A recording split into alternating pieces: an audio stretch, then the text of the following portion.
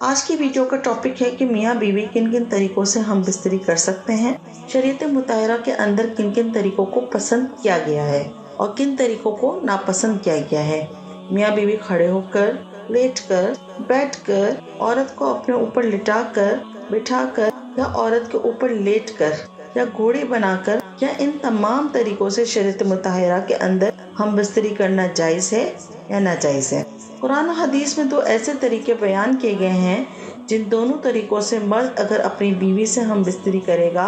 تو مرد کو بھی خوب لذت حاصل ہوگی اور عورت کو بھی خوب تسکین حاصل ہوگی۔ ہم ہر بات کو واضح الفاظ میں بیان کرتے ہیں، اس لیے میری ویڈیو کو آپ آخر تک ضرور سنیے گا۔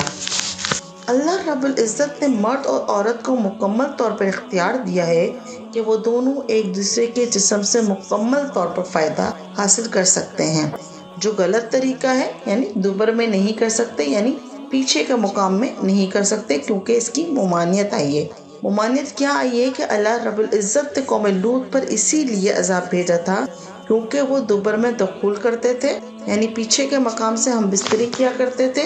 عورتوں کے ساتھ اور لڑکوں کے ساتھ کیا کرتے تھے۔ بہرحال شریعت میں دوبر والے حصے سے ہم بستری کرنا جائز نہیں، اس کی ممانعت ہے۔ اگر مرد اپنی بیوی کو یعنی گھوڑی بنا لیتا ہے جیسا کہ ہوتا ہے اور وہ اس طریقے سے پیچھے سے آگے کی طرف کرتا ہے تو جائز ہے، یعنی کہ آپ آسان سے الفاظ میں یہ بات سمجھ لیجئے کہ محل اگلا حصہ ہے، دروازہ اگلا ہے، راستہ کوئی بھی ہو، محل آپ کا وہی ہے، یعنی اگلی پیشاب والی جگہ جہاں سے بچہ پیدا ہوتا ہے، محل وہی ہے۔ اب آپ چاہے اس کو الٹا لٹا کر کریں یا سیدھا لٹا کر کریں، اس میں کوئی قباحت نہیں، یعنی آپ کو مقام اپنا نہیں تبدیل کرنا۔ اگر آپ عورت کو الٹا یعنی گھوڑی کی طرح بنا لیتے ہیں تو محل وہی ہے، اس میں آپ پیچھے سے آگے تو کر سکتے ہیں مگر پیچھے والے حصے یعنی دوبر والے حصے میں نہیں کر سکتے۔ یعنی شریعت مطہرہ کی بات تو آپ کو سمجھ میں آ گئی کہ آپ پیچھے سے آگے کی طرف تو کر سکتے ہیں، اس میں کوئی ممانعت نہیں، یعنی پیچھے کرنے دوبر والے حصے کرنے کی ممانعت ہے۔ اب میں آپ کو 2 ایسے طریقے بیان کروں گی جس کو قرآن و حدیث میں بیان کیا گیا ہے، اور آج کی سائنس بھی اس بات کا اقرار کرتی ہے اور ڈاکٹر حضرات بھی یہ کہتے ہیں کہ ان دونوں طریقوں سے اگر ہم بستری کی جائے تو عورت کو خوب لذت حاصل ہوگی اور مرد بھی خوب تسکین حاصل کرے گا۔ آئیے ان 2 طریقوں پر روشنی ڈالتے ہیں۔ پہلا طریقہ یہ لکھا ہوا ہے کہ عورت کو نیچے لٹا لیں، جیسا کہ عورت کو نیچے لٹا لیا اور اس کے اوپر خود لیٹ گئے۔ اس طریقے کے بارے میں لکھتے ہیں کہ مرد اوپر رہے اور عورت نیچے رہے، تو اس میں ایک فائدہ یہ ہے کہ مرد کو حرکت کرنے کا پورا موقع ملے گا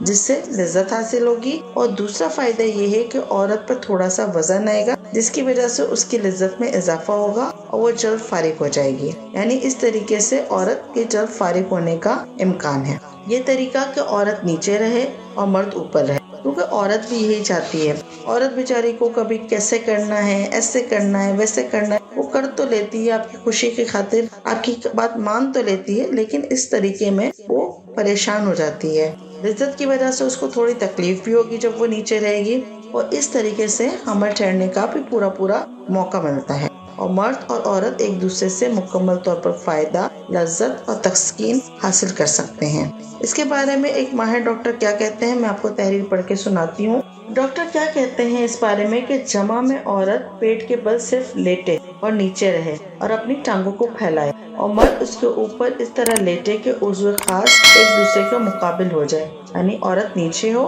اور مرد اوپر ہو، اس طریقے سے دونوں کی شرمگاہیں مل جائیں اور مرد جمع کر کے قدرت کی منشا کے مطابق حرکت کرنے لگے، یعنی جیسے کہ مرد حرکت کرتے ہیں، آپ کو پتہ ہے نارملی جمع کے دوران جو مرد حرکت کرتے ہیں، اس کے ذریعے سے کیا ہوگا کہ منی سیدھی بچہ دانی کے اندر عورت کی بچہ دانی میں داخل ہوگی تو حمل ٹھہرنے کا جو امکان ہے وہ زیادہ سے زیادہ ہوگا۔ اس کے علاوہ اس طریقے سے عورت بھی جلد فارغ ہو جائے گی اور اس کے اندر بھی ڈھیلا پن آ جائے گا، اور مرد بھی فارغ ہو جائے گا، اور مرد کا جو ذکر ہے یعنی جو پیشاب والی جگہ ہے وہ بھی سکڑ جائے گی۔ آپ نے کہا قرآن پاک کا کوئی ریفرنس ہو، تو قرآن پاک میں اللہ رب العزت فرماتے ہیں، یعنی جب مرد نے عورت کو ڈھانپ لیا تو اس میں بالکل سا حمل رہ گیا۔ وضاحت کرتی چلوں کہ عورت کب ڈھکتی ہے، جب مرد اس کے پورے اوپر آ جاتا ہے، اور عورت نیچے ہوتی ہے، مرد اوپر ہوتا ہے تو وہ اس کو کور کر لیتا ہے، اور اس طریقہ جمع میں حمل ٹھہرنے کا امکان زیادہ سے زیادہ ہے، جس کا کہ قرآن پاک کی آیت میں اشارہ ملتا ہے، جیسا کہ اللہ رب العزت نے قرآن پاک میں فرمایا ہے۔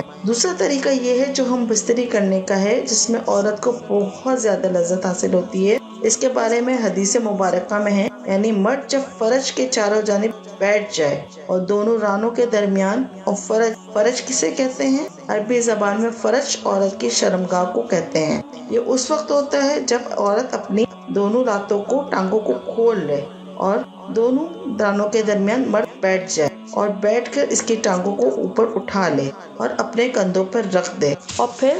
مرد جو ہے اس طریقے سے ہم بستری کرے، یعنی مرد جب فرش کے چاروں جانب بیٹھ جائے پھر تو عورت کو بھی تھوڑی سی مشقت ہوگی۔ یہ حدیث کے الفاظ ہیں، تو اس طریقے سے آپ ہم بستری کر سکتے ہیں۔ یہ دو طریقے ہیں جس کو شریعت نے پسند کیا، اس سے مرد اور عورت دونوں کو لذت و سکون حاصل ہوتا ہے اور اولاد ہونے کے، حمل ٹھہرنے کے زیادہ سے زیادہ امکانات بھی ہوتے ہیں۔ ان دو طریقوں سے ہم بستری کر سکتے ہیں۔ شریعت مطہرہ میں ان دو طریقوں کو پسندیدہ قرار دیا ہے۔ اس کے علاوہ اور بہت سے طریقے تھے جن کا ذکر کیا گیا تھا، لیکن دوبر والی جگہ، پیچھے والی جگہ سے ہم بستری کرنے کی ممانعت ہے۔ امید کرتی ہوں آج کی ویڈیو آپ کی سمجھ میں آ گئی ہوگی، آپ کو پسند آئی ہوگی کہ ہم بستری کے دو طریقے کون سے بہتر ہیں جن کا قرآن و حدیث میں بھی ہمیں ذکر ملتا ہے۔ اپنے فرینڈز کے ساتھ ضرور شیئر کیجئے، اپنے سوالات کو کمنٹ باکس میں کمنٹ کیجئے، تاکہ ہم کوشش کریں گے کہ آپ کے تمام سوالات کے جوابات یا ہم کمنٹ باکس میں دے دیں یا پھر اس کے اوپر ایک مکمل ویڈیو بنائیں۔